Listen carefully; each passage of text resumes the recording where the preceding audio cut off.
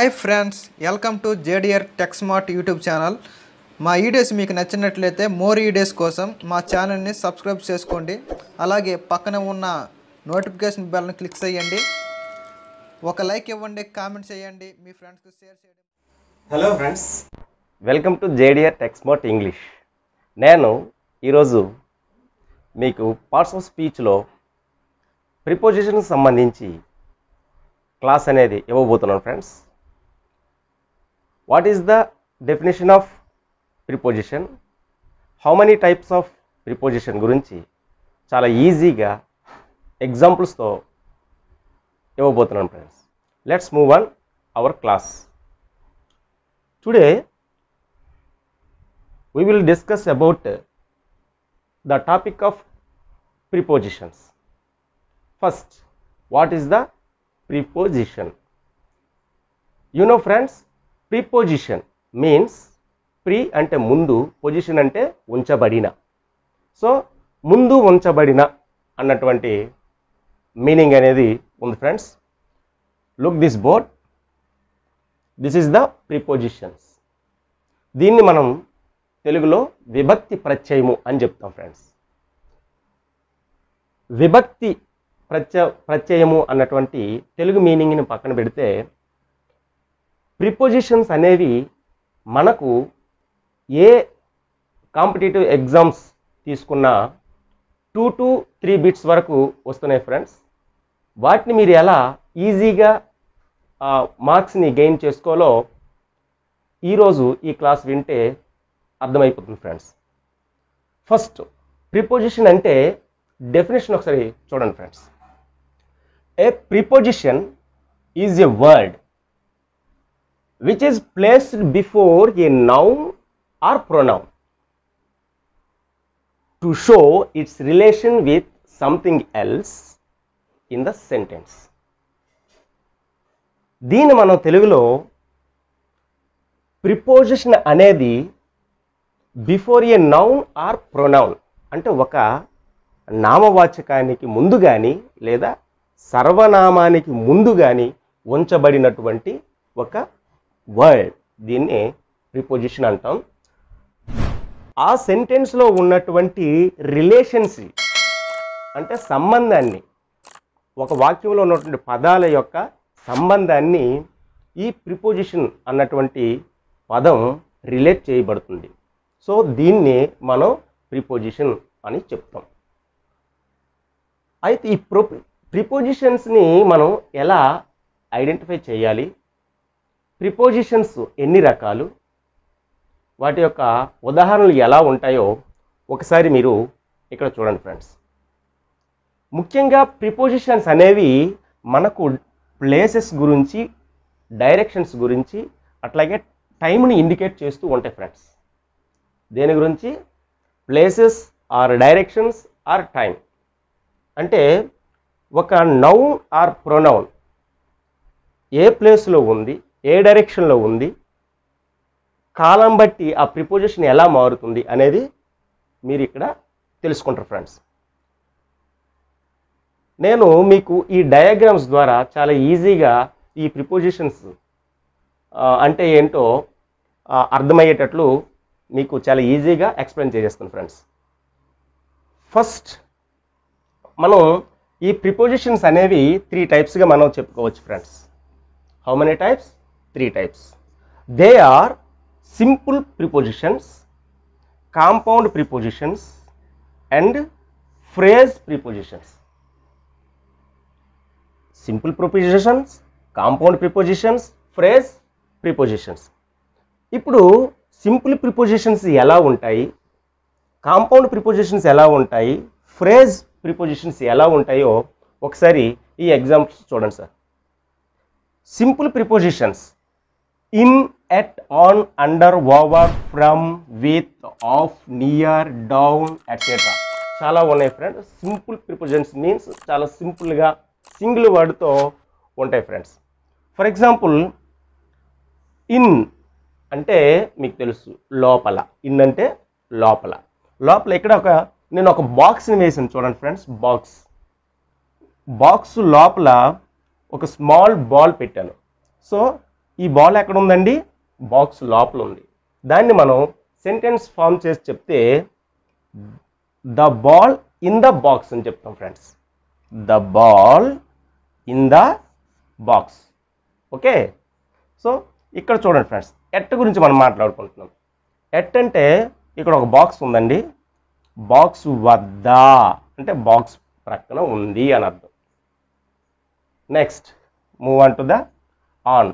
On అంటే ఏంటండి? పైన. ఆన్ అంటే పైన. దేనిపైన? చూడండి, బాక్స్, ఆ బాక్స్ పైన బాల్ ఉంది. The ball on the box.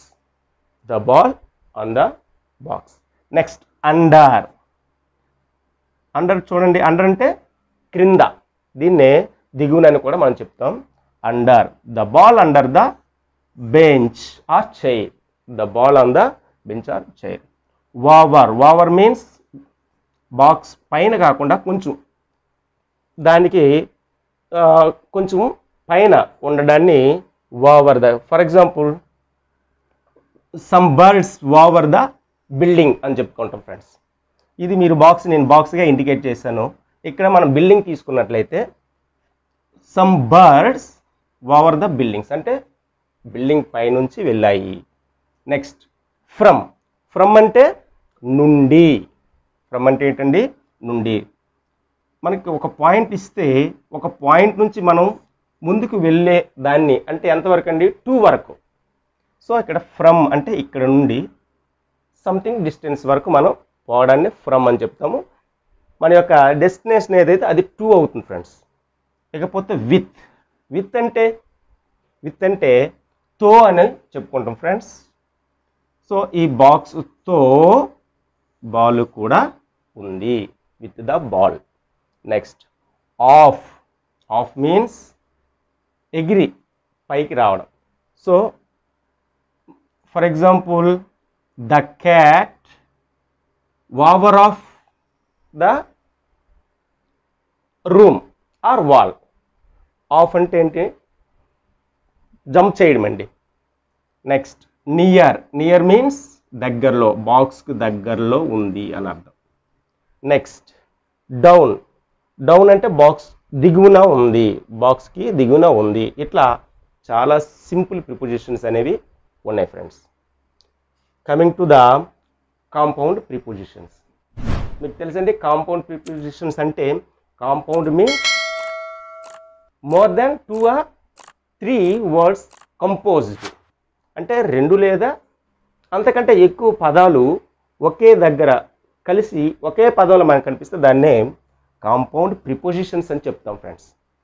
అవి ఏంటంటే అంటే between, around, below, behind, before, along, through. ఇంకా చాలా ఉన్నాయి ఫ్రెండ్స్. ఇవి ఫండమెంటల్ మీరు నేర్చుకుంటే మిగతాది మీరు మీ ఓన్గా లెర్న్ చేయొచ్చు. బిట్వీన్ అంటే రెండింటి మధ్య. సో ఇక్కడ చూడండి ఫ్రెండ్స్, ఇదొక బాక్స్, ఇదొక బాక్స్, మధ్యలో బాల్ పెట్టాను. సో రెండింటి మధ్య బాల్ ఉంది. ఇలా రెండింటి మధ్య ఉండడాన్ని బిట్వీన్ అని చెప్తాం. Next around. ఒక బాక్స్ చుట్టూ తిరిగి రావడాన్ని అరౌండ్ అని చెప్తాం. బిలో అంటే దిగువన. ఇది కూడా దిగువన అన్నటువంటి మనకి అర్థాన్ని ఇస్తుంది ఫ్రెండ్స్. నెక్స్ట్ బిహైండ్ మీన్స్ వెనుక. బిహైండ్ మీన్స్ వెనుక, ఒక బాక్స్ వెనుక ఉన్నట్టు. నెక్స్ట్ బిఫోర్, బాక్స్కి ముందు. Along. Along means for example ఇది రోడ్ అనుకుంటే మనం ఇక్కడ నుంచి స్టార్ట్ చేసి ముందుకు పోవడాన్ని, అంటే రోడ్డు ఎంత దూరం ఉంటే అంత దూరాన్ని వెళ్ళడాన్ని ఏంటంటామంటే అలాంగ్ అని చెప్తాం. Next through. త్రూ అంటే ఏంటండి? ద్వారా లేదా దాని గుండా. ఫర్ ఎగ్జాంపుల్ మనం రూమ్లో నుంచి విండో ద్వారా బయటికి ఒక స్టోన్ని విసిరామనుకోండి, దాన్నే మనం ద్వారా అని చెప్తాం. లేదు ఒక టెనెల్ ఉంది, కాలువ ద్వారా వాటర్ అనేది సప్లై అవుతుంది. సో దాన్ని మనం త్రూ అని చెప్తాం. అంటే త్రూ అంటే ఏంటండి? ద్వారా. ఇలా కాంపౌండ్ ప్రిపోజిషన్స్ ఉన్నాయండి. Next third one, phrase prepositions. ఈ ఫ్రేజ్ ప్రిపోజిషన్స్ అనేవి చాలా ఇంపార్టెంట్. అవి ఎలా ఉంటాయో ఒకసారి చూడండి. ఇన్స్పైట్ ఆఫ్, అలా జరిగినప్పటికీ.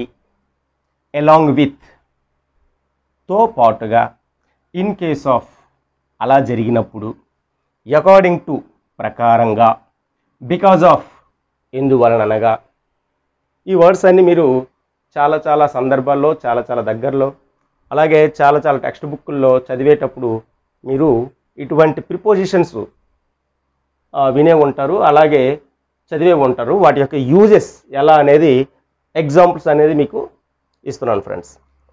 చూడండి ఫ్రెండ్స్, ఫస్ట్ మనం సింపుల్ ప్రిపోజిషన్స్ సంబంధించి ఇన్ తీసుకున్నట్లయితే, ఇన్ అంటే ఏం చెప్పానండి?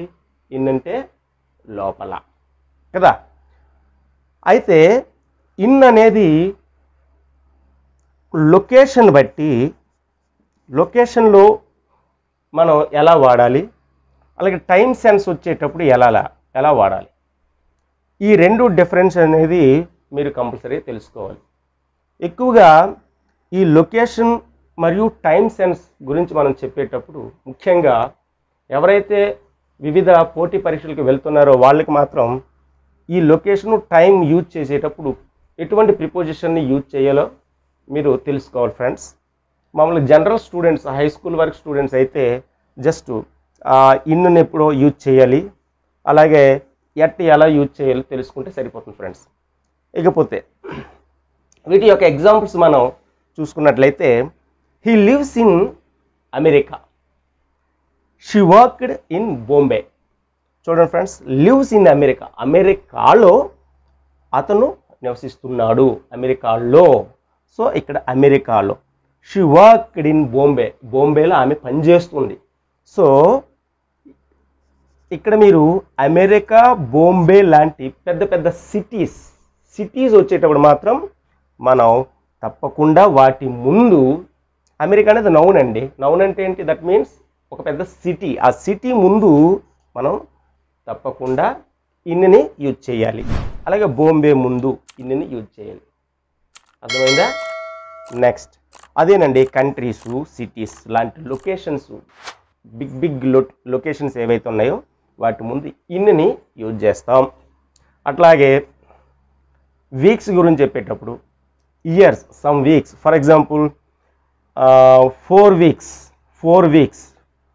అలాగే 4 years, 4 months, 4 decades, అలాగే 4 centuries ఎగో, ఇలా చెప్పేటప్పుడు ఇన్ దాని ముందు మనం ఉంచాలి ఫ్రెండ్స్. నెక్స్ట్ ఎట్ అంటే ఏంటండి? వద్ద అనేది ఎప్పుడు ఉపయోగిస్తామంటే పర్టికులర్ అవర్స్ వచ్చేటప్పుడు, పర్టికులర్గా ఆ టైంని మనం ఇండికేట్ చేసేటప్పుడు, ఆ టైంని గురించి మనం చెప్పేటప్పుడు మాత్రం ఎట్ను ఉపయోగిస్తాం. అట్లాగే వాటి location, specific location and address అడిగేటప్పుడు, చూడండి ఫ్రెండ్స్, నేను టైం చెప్పేటప్పుడు ఎలా యూజ్ చేయాలి, అలాగే ఒక అడ్రస్ని మనం తెలియజేసేటప్పుడు ఎలా మనం యూజ్ చేయాలో ఈ సెంటెన్స్ చూడండి. Examples, we shall meet at 5 o'clock, we shall meet at 5 o'clock. చూడండి friends, at 5 o'clock, at 6 o'clock, at 7 o'clock. Okay, ఇలా కరెక్ట్ టైం అనేది మనం ఆ టైంను మనం సూచించేటప్పుడు తప్పకుండా వాటి ముందు ఎట్ని యూజ్ చేయాలి. అట్లాగే we stay at Nehru street, ఒక వీధి గురించి చెప్పేటప్పుడు నెహ్రూ స్ట్రీట్ అని చెప్తాం friends. Okay, at Nehru street. అలాగే ఆన్ అంటే ఏంటండి? లోపల. అంటే my pen on the table, my pen on the table అని చెప్తాం friends. My pen on the table. So ఎక్కడుంది పెన్ను? టేబుల్ పైన ఉంది. టేబుల్ పైన my pen on the table అని చెప్తాం friends.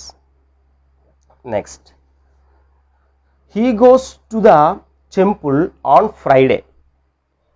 He goes to the temple on Friday అంటే పర్టికులర్గా ఇక్కడ చూడండి, ఫ్రైడే అంటే ప్రతి వారాన్ని మనం ఎప్పుడైతే మాట్లాడతాం ఆ వారం ముందు ఆన్ని యూజ్ చేస్తాం. అంటే డేస్ ముందు, on Monday, on Tuesday, on Wednesday, on Thursday, of Friday, ఇలా ఆన్ అనేది యూజ్ చేస్తాం.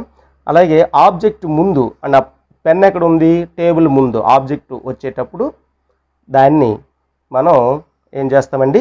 ఆన్ని యూజ్ చేస్తామండి. నెక్స్ట్, ఇది సింపుల్ ప్రిపోజిషన్స్ యూజెస్ అండి. నెక్స్ట్ కాంపౌండ్ ప్రిపోజిషన్స్ ఎప్పుడు ఎలా యూజ్ చేస్తాం వాటి ఎగ్జాంపుల్స్ చూడండి. కాంపౌండ్ ప్రిపోజిషన్ బిట్వీన్ గురించి మనం చెప్పుకుంటున్నాం. ఇప్పుడు the property was divided between the two brothers. The property was divided between the two brothers. Between means రెండింటి మధ్య. ఇక్కడ రెండింటి మధ్య అంటే ఎవరెవరండి? టూ బ్రదర్స్, ఇద్దరు మధ్య, అంటే ఇద్దరికి సంబంధించి ప్రాపర్టీ, వారి యొక్క ఆస్తిని పంపకం జరుగుతుంది అనమాట. అంటే డివైడ్ చేసుకున్నారు. సో దాన్ని between. The property was divided between the two brothers. Second example, they looked around the street. ఇక్కడ మనం యూజ్ చేస్తున్నటువంటి కాంపౌండ్ ప్రిపోజిషన్ ఏంటండి? అరౌండ్. దే వాళ్ళు లుక్డ్ అరౌండ్ ద స్ట్రీట్. ఆ వీధి చుట్టూ చూస్తున్నారు. Next, he divide below the surface of the water.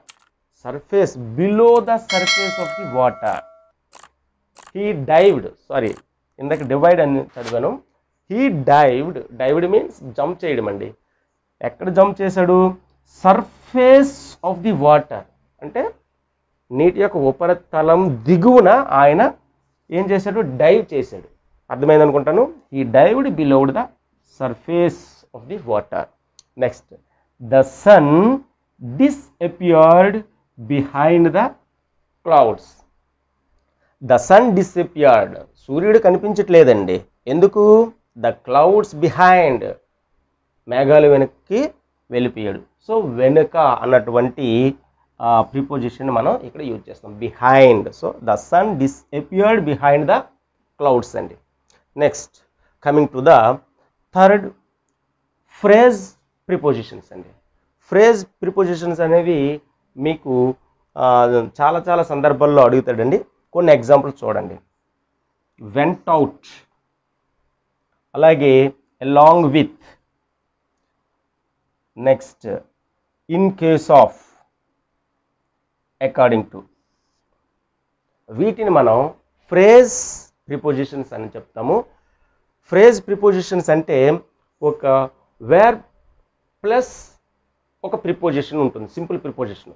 Verb plus simple preposition ఉండడాన్నే మనం దాన్ని ఫ్రేజ్ ప్రిపోజిషన్స్ అని చెప్తాం.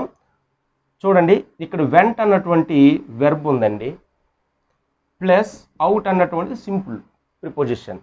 So simple preposition is equal phrase preposition. ఓకేనా? ఇటువంటి phrase prepositions means two or more then, ఒక వెర్బ్ ఉంటుంది, ఒక సింపుల్ ప్రిపోజిషన్ ఉంటుంది. ఆ రెండు కలిపితే ఒక పదంగా మనం ట్రీట్ చేస్తాం. ఎప్పుడైతే అలా ట్రీట్ చేస్తామో దాని యొక్క మీనింగ్ అనేది చేంజ్ అయిపోతుంది. చూడండి, they went out in spite of the rain. They went out in spite of the rain అంటే వర్షం పడుతున్నప్పటికీ దే వెంట్ అవుట్, వాళ్ళు వెళ్ళిపోతున్నారు. సో దీన్ని వెళ్ళిపోతున్నారు, they went out in spite of the rain అని చెప్తాం. Next, Kumar was arrested along with his friends. Kumar was arrested along with his friends అంటే తన యొక్క స్నేహితులతో పాటుగా కుమార్ కూడా అరెస్ట్ అయ్యాడు. తో పాటుగా ఏం చెప్పుకున్నామండి? తో పాటుగా. ఓకే, నెక్స్ట్, ఎవరితో పాటుగా? ఫ్రెండ్స్తో పాటు కుమార్ కూడా అరెస్ట్ అయ్యాడు. నెక్స్ట్, థర్డ్ ఎగ్జాంపుల్ చూడండి. In case of emergency, in case of emergency break the glass. ఈ సెంటెన్స్ మనం ఎక్కువగా ఎక్కడ చూస్తుంటాం చెప్పండి? ఎక్కడ చూసి ఉండేవాళ్ళం అంటే ఎక్కువగా బస్సెస్లో మీరు చూస్తూ ఉంటారండి. In case of emergency break the glass అని చెప్తాం. మీకు అలా విండోస్ పైన ఉంటాయి. అంటే ఒకవేళ మీకు ఎమర్జెన్సీ అయితే మీరు తప్పకుండా గ్లాసెస్ బ్రేక్ చేయొచ్చు. ఓకేనా? ఇలా in case of emergency, emergency అయినట్లయితే అప్పుడు మీరు గ్లాసెస్ని పగలగొట్టి బయటికి వెళ్ళండి అని చెప్పడానికి. Next, in case of emergency break the glass. Next, fourth example చూడండి. He follow the rule according to his boss. He follow the rule, అతను తప్పకుండా రూల్ ఫాలో అవ్వాలండి. దేని ప్రకారం? ఎవరి ప్రకారం? హిజ్ బాస్, యజమాని ఎలా చెప్తే తన అసిస్టెంట్ ఏం చేయాలి, రూల్ని పాటించాలి. దీన్ని అకార్డింగ్ టు అని మనం చెప్పుకుంటాం ఫ్రెండ్స్. ఇది ఇవాళ మనం చెప్పుకున్నటువంటి ప్రిపోజిషన్స్కి సంబంధించిన సింపుల్ క్లాస్. ఓకే, అలాగే నా వీడియో కానీ మీకు నచ్చినట్లయితే లైక్ చేయండి, తప్పకుండా సబ్స్క్రైబ్ చేయడం మాత్రం మర్చిపోకండి. Okay, thank you.